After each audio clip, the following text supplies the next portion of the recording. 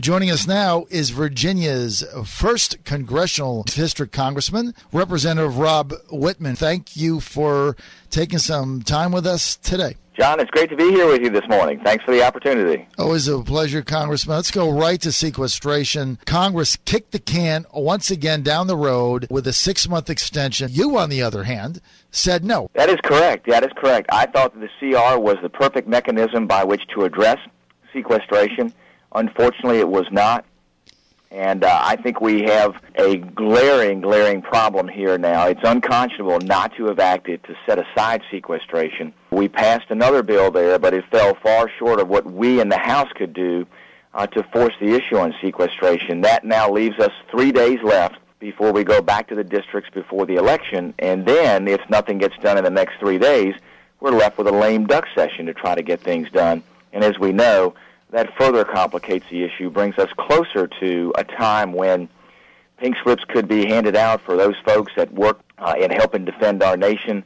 It does exempt those men and women in uniform, but everything else is on the table, John. So it is absolutely unconscionable, unacceptable that it hasn't been taken care of by now. And I believe we should not leave Washington to go back to the districts until sequestration has been set aside. Well, here in Virginia, we have almost 250,000 of jobs at stake. It could completely annihilate our local economy, yet we get no action again. Why? I just think it's unconscionable. I don't know why. It's illogical not to say, let's set this aside. Everybody there on both sides of the aisle agrees how catastrophic this would be if we don't set it aside. If everybody agrees upon that, why aren't we getting this done? The House has passed several versions of legislation to set aside sequestration. The Senate has not. The President has threatened vetoes on any legislation that the House has passed to set aside sequestration.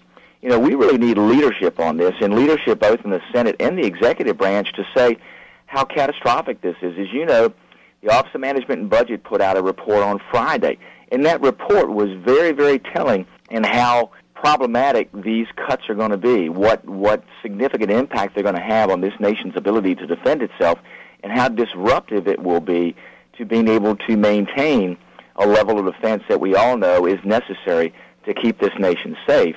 With that, there should be leadership. The executive branch, the President should be speaking out saying, let's get this sequestration set aside, let's get that done. Senate ought to be taking up bills or passing their own bills. You know, the process works like this.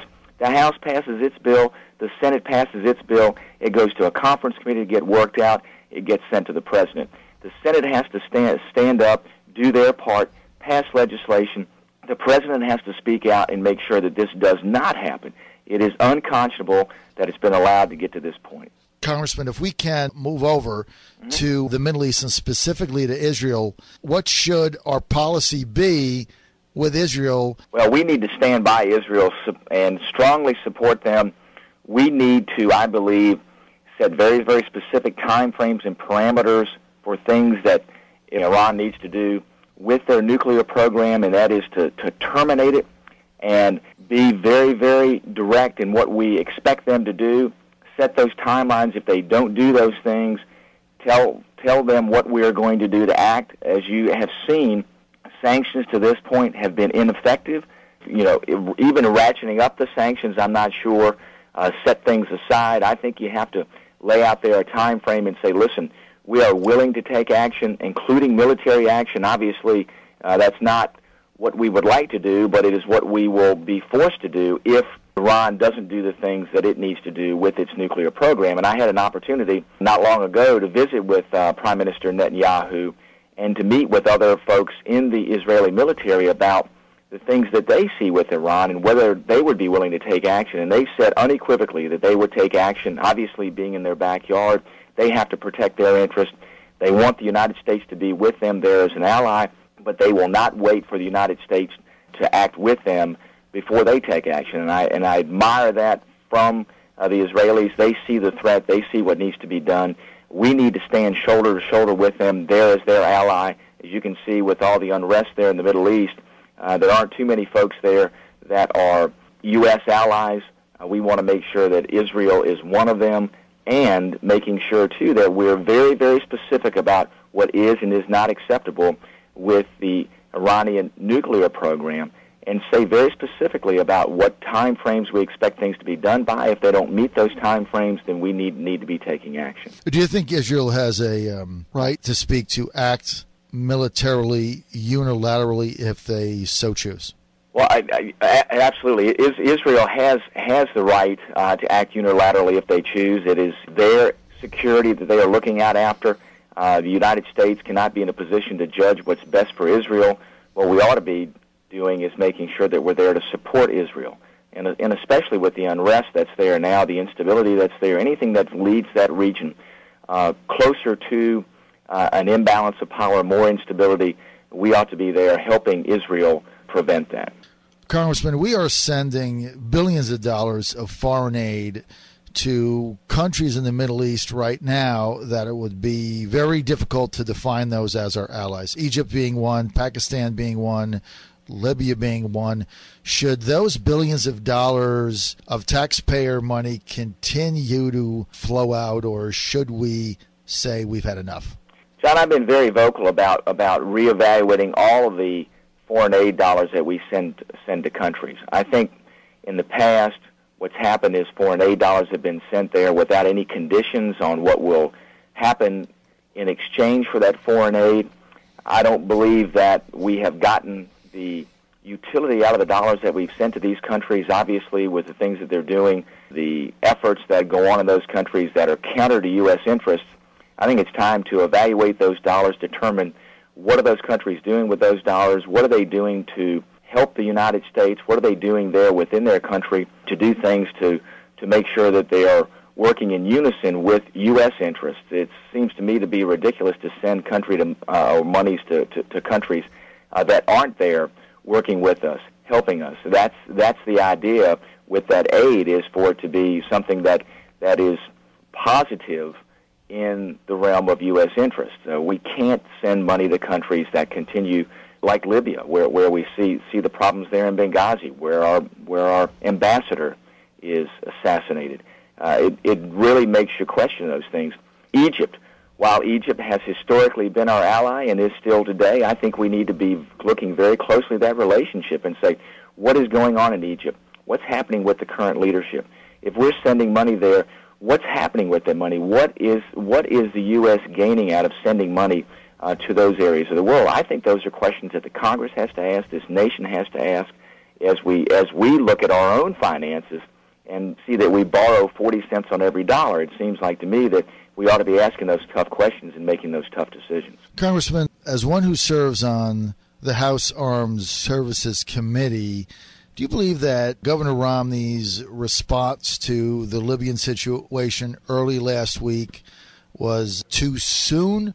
I think it was very timely for him to question what was going on there. I think at all times we ought to question it. We want to make sure that we wait for information to come in so we understand what's going on. But the initial reaction to say, hey, there's some significant questions there, and especially some of the statements that came out from the administration that were later retracted, I think that those things are of question. Those are things we need to be doing. You know, leadership involves asking the tough questions and making the tough decisions. I think the nation expects us to be asking those tough questions, and that's the essence of leading. And I think that Governor Romney was out there on the point asking the tough questions as he should, and saying, hey, maybe we ought to be reevaluating things based on what's going on over there. And then the statements that have come out, is that really what the United States government needs to be saying after these particular events? So, I go back to those relationships that the U.S. has with those nations. We ought to be looking at those constantly. We ought to be looking at how our policy is shaped with those countries, the dollars that we send to those countries. I'm not saying that we cut off all foreign aid, but I think we ought to be asking the tough questions about, if we're sending money to those countries, what is the United States receiving for that? Right. And we can't just carte blanche send money over there and believe somehow that is going to place in the minds of leaders there the right direction and for them to adopt the right policies. Those are things that we need to be asking. That is the development of what I think is responsible foreign policy. Congressman, we've got about one more minute, so I need a succinct answer, if I may.